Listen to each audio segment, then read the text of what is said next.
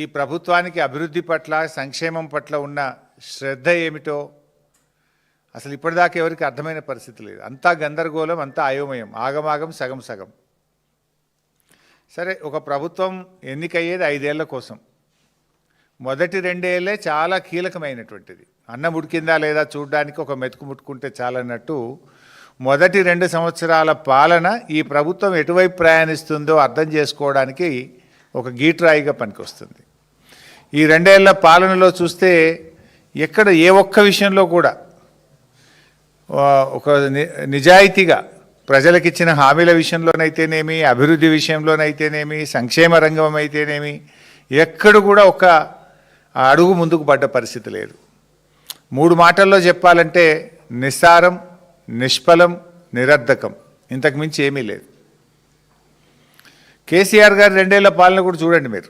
ఆ రోజు బీఆర్ఎస్ ప్రభుత్వం అధికారంలోకి వచ్చిన 2 సంవత్సరాల్లో కేసీఆర్ గారు ఎన్నో గొప్ప కార్యక్రమాలు ఆ రోజు మేము తీసుకున్నాం మా 2 ఏళ్ల పాలనలో.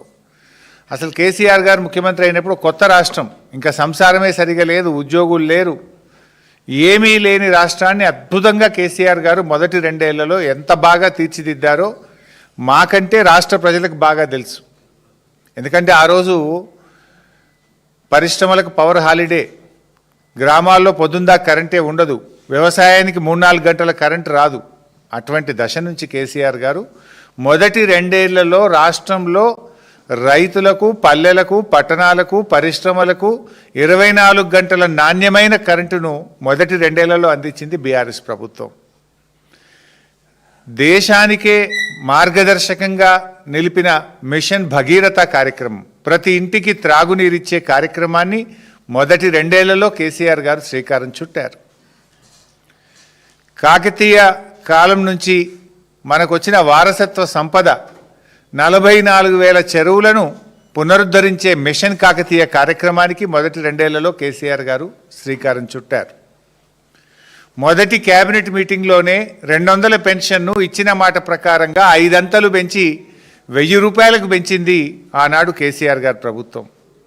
ఎన్నికల్లో హామీ ఇవ్వకపోయినా, ఓట్ల కోసం చెప్పకపోయినా కళ్యాణ లక్ష్మి, షాదీ ముబారక్ కార్యక్రమాన్ని మొదటి కేబినెట్లో ఆమోదించింది కేసీఆర్ గారి ప్రభుత్వం. ఎన్నికల్లో హామీ ఇవ్వకపోయినా రేషన్ బియ్యం కోటాను 4 కేజీల నుంచి 6 కేజీలకు పెంచి గవర్నమెంట్ స్కూళ్ళు, హాస్టళ్ళు, గురుకులాల్లో సన్న బియ్యంతో అన్నం పెట్టే కార్యక్రమాన్ని రూపకల్పన చేసింది కేసీఆర్ గారి ప్రభుత్వం. వ్యవసాయాన్ని ఆధునీకరణ చేయడంలో భాగంగా ట్రాక్టర్లు, వ్యవసాయ పనిముట్లు, డ్రిప్పు, స్ప్రింక్లర్లను పెద్ద ఎత్తున అందించింది కేసీఆర్ గారి ప్రభుత్వం. ఎస్సీ ఎస్టీలకైతే 100% సబ్సిడీతో ఇచ్చారు. చిన్న సన్నకారు రైతులకు 90% సబ్సిడీతో అందించింది కేసీఆర్ గారి ప్రభుత్వం. పారిశ్రామికవేత్తల్ని ఆకర్షించడానికి దేశంలోనే అత్యుత్తమమైన టీఎస్ ఐపాస్ పాలసీని తెచ్చింది కేసీఆర్ గారి ప్రభుత్వం. ఈజ్ ఆఫ్ డూయింగ్ బిజినెస్లో రాష్ట్రాన్ని నంబర్ 1గా నిలిపింది మొదటి 2 ఏళ్లలో కేసీఆర్ గారి ప్రభుత్వం. శాంతి భద్రతల విషయంలో హైయెస్ట్ సీసీ కెమెరాలు పెట్టి, షీ టీంలను పెట్టి, లా అండ్ ఆర్డర్కు వారికి పెద్ద ఎత్తున బడ్జెట్ని ఇచ్చి, రిక్రూట్మెంట్ రూపకల్పన చేసి, కొత్త వాహనాలను అందించి లా అండ్ ఆర్డర్లో దేశానికి ఆదర్శంగా నిలిపింది కేసీఆర్ గారి ప్రభుత్వం. ఇట్లా చెప్పుకుంటూ పోతే చాలా ఉన్నాయి. అంటే మొదటి 2 ఏళ్లలో కేసీఆర్ గారు ఏం చేశారు అంటే ఎన్నో చెప్పడానికి అవకాశం ఉంది. అద్భుతమైనటువంటి కార్యక్రమాలు, మిషన్ భగీరథ, మిషన్ కాకతీయ, 24 గంటల కరెంటు, 1000 రూపాయల పెన్షను, కళ్యాణ లక్ష్మి, షాదీ ముబారక్, ఇలా ఎన్నో ఉన్నాయి. మరి రేవంత్ రెడ్డి గారి ప్రభుత్వం ఏం చేసింది? మొదటి 2 ఏళ్లలో రేవంత్ రెడ్డి గారు చేసింది ఏమైనా ఉందా? అసలు మొట్టమొదల ఫస్ట్ ప్రోగ్రాం, వాళ్ళ మేనిఫెస్టోలో ఉన్న మొదటి కార్యక్రమం, ఆయన ప్రమాణ స్వీకారం చేసిన తర్వాత చెప్పిన మొదటి మాట అదే తుసుమన్నది. ఏం చెప్పింది వాళ్ళ మేనిఫెస్టోలో? ముఖ్యమంత్రి గారు తన కార్యాలయంలో ప్రతిరోజు ప్రజల్ని కలుస్తాడు, ప్రజా దర్బార్ నిర్వహిస్తాము అని మేనిఫెస్టోలోని మొదటి పారాలో చెప్పారు. చివరికి జరిగింది ఏంది? ఆ రోజు ప్రమాణ స్వీకారం చేసేటప్పుడు రేవంత్ రెడ్డి గారు రోజు ప్రజా దర్బారు నేను నిర్వహిస్తా, సామాన్యులు సైతం వచ్చి నన్ను కలవచ్చు అని చెప్పి గప్పాలు కొట్టిండు. ప్రమాణ స్వీకారం చేసి ఒక్కరోజు మాత్రమే ప్రజాభవన్కి వచ్చిండు. ఇక మళ్ళీ పత్తా లేడు. తెల్లారి నుంచి మళ్ళీ ప్రజాభవన్కు రాలే. ఒక 4 రోజులు 5 రోజులు మంత్రులు వచ్చిండ్రు, తర్వాత వాళ్ళు కూడా బంద్ అయిపోయిండ్రు. రోజు దరఖాస్తులు పోయి వారానికి 2 రోజులకు వచ్చింది. ఇక ఆ దరఖాస్తుల గురించి పట్టించుకున్నాడో లేడు. అంటే బిల్డప్ బాబాయ్ ఈ రేవంత్ రెడ్డి చెప్పిన మొదటి అబద్ధం ఇది. మేనిఫెస్టోలో కావచ్చు, ప్రమాణ స్వీకారం చెప్పిన తర్వాత ఈయన గారు చెప్పిన మొదటి అబద్ధం ఇక్కడితో స్టార్ట్ అయింది ఈయన ప్రయాణం. ఏం మాట్లాడిన అబద్ధాలే, గోబల్స్. ఇప్పుడు కరీంనగర్ జిల్లా నుంచి ఒక రైతు, నేను పత్రికలో చదివిన విషయం చెప్తున్నా. గొడుగు నాగరాజు అనే రైతు ప్రజాభవన్కి వచ్చి ఫిర్యాదు చేసిండు. ఆ గొడుగు నాగరాజుకు సెల్ ఫోన్లో మెసేజ్ వచ్చింది, నీ సమస్య పరిష్కారం అయిపోయింది అని. నిజంగా చూస్తే ఈరోజు కూడా పరిష్కారం కాలేదు. అంటే నీ ప్రజాభవన్, నీ వేదిక ఎట్లా పనిచేస్తుంది, నువ్వు పోయింది లేదు, నీ మంత్రులు పోయింది లేదు, ఇచ్చిన దరఖాస్తులకు కనీస పరిష్కారం కూడా లేకుండా పోయింది. అంటే ఇలా ప్రజాభవన్ అనేది ప్రజలకు ఉపయోగపడతలేదు, జల్సాలకు, విందులకు, వినోదాలకు కేర్ ఆఫ్ అడ్రస్గా ప్రజాభవన్ను మార్చిండ్రు.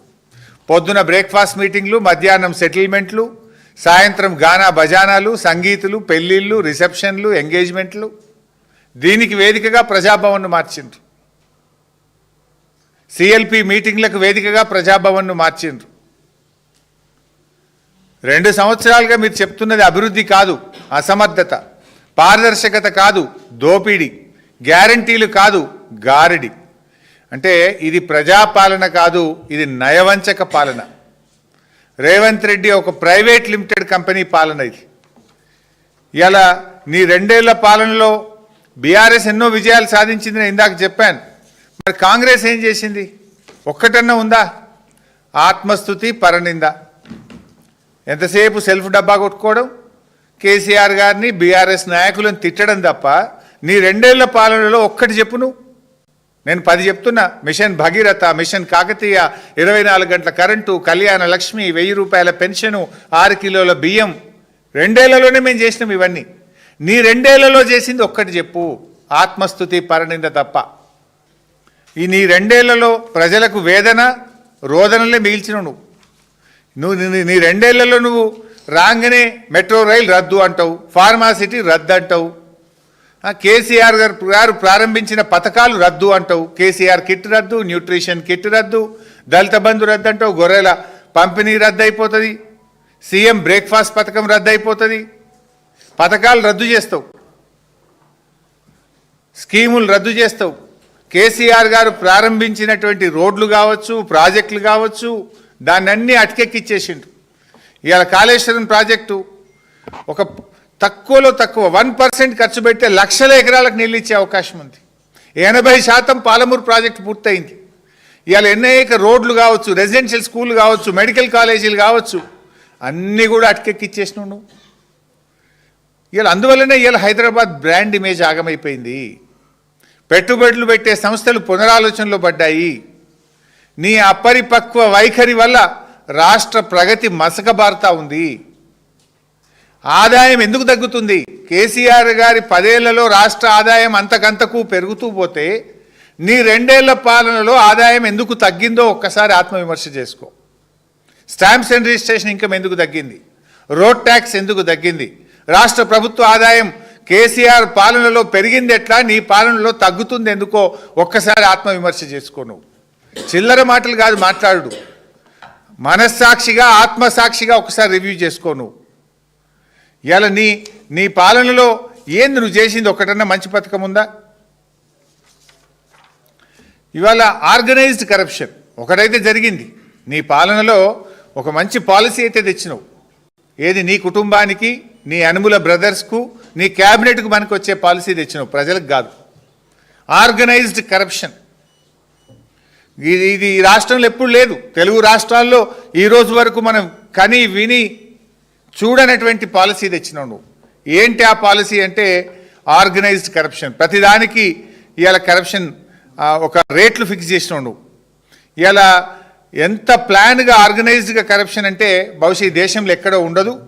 కరప్షన్ నేర్పడానికి ఒక కాలేజ్ అంటూ పెడితే తెలంగాణ కాంగ్రెస్ పాలన ఒక సిలబస్గా మారుతుంది. This will become a model, A syllabus. Corruption ఎట్లా చేయొచ్చు అనడానికి రేవంత్ 2 ఏళ్ల పాలన ఒక సిలబస్గా బాగా సూట్ అవుతుంది. ఎందుకింత నేను చెప్పవలసి వస్తుంది అంటే బాధతో చెప్తున్నామంటే అనధికారిక ట్యాక్సులు ఇవాళ టీఆర్ఎస్ పాలనలో ఆనాడు కేసీఆర్ గారు బిల్డర్లను పిలిచి అరే మీకు ఏం కావాలి బాబు రియల్ ఎస్టేట్ ఇంప్రూవ్ చేయడానికి ఏం కావాలి అంటే మాకు నాలా కన్వర్షన్ ఇబ్బంది అవుతుంది ఆర్డీఓలు కలెక్టర్ల దగ్గరికి పోవడం అంటే దాన్ని ఆన్లైన్ పద్ధతి చేశారు నాలా కన్వర్షన్ ఫీజును తగ్గించేసిండ్రు మొత్తానికే తగ్గించేసిండ్రు 8% నుంచి 2% చేసేసిండ్రు ఫీజులు తగ్గించిండ్రు ఆన్లైన్ విధానం తెచ్చిండ్రు పారదర్శకత పెంచిండ్రు వాళ్ళని ఎంకరేజ్ చేసిండ్రు కానీ రేవంత్ రెడ్డి రాగానే బిల్డర్ల మీటింగ్ పెట్టిండు ఏం పెట్టిండు అరే భయ్ తమిళనాడు లెక్క బెంగళూరు లెక్క ఇక్కడ ఎంత పర్సెంటేజ్ ఫిక్స్ చేద్దాం స్క్వేర్ ఫీట్కి 100 పెడదామా 80 రూపాయలు పెడతామా 70 రూపాయలు పెడదామా లంచం రేట్ ఎంత ఫిక్స్ చేయాలని బిల్డర్లతో రేవంత్ రెడ్డి మీటింగ్ పెట్టిండు రాష్ట్రం ఎట్లా అభివృద్ధి చెందాలి రియల్ ఎస్టేట్ ఎట్లా అభివృద్ధి చెందాలి మీ సాధక బాధకాలు చెప్పండి అని కేసీఆర్ గారు మీటింగ్ పెట్టిండు ఇది రేవంత్ గారికి కేసీఆర్ గారికి ఉన్న తేడా